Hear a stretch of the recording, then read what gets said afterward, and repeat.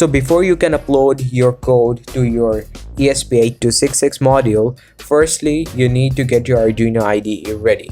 So for that, you will have to install the boards, Nodemcu boards, which I have a tutorial in my channel. I have given the link in the description if you need. So this is our code for our door lock. So here you can see here it is written SSID. My SSID is Mahmoud, which means it's my Wi-Fi name, and this is my Wi-Fi's password. So you have to change it according to your things. If your SSID is jobs, you have to give it jobs, and if your password is something else, you have to change this as well. So once you have done this, go to tools, select your board, which is Nodemcu 1.0 12E module, then select the port,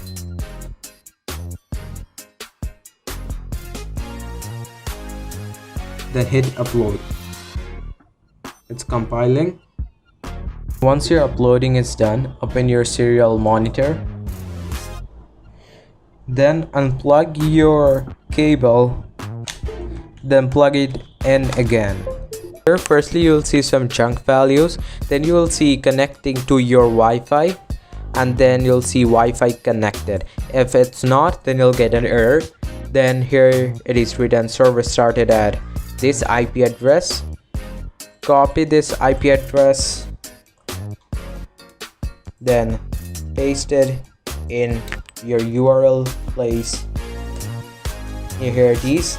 Now as I click lock, you can see the door is locked now, and then as I click unlock, the door is unlocked now. So hope this video was useful to you. See you in the next tutorial.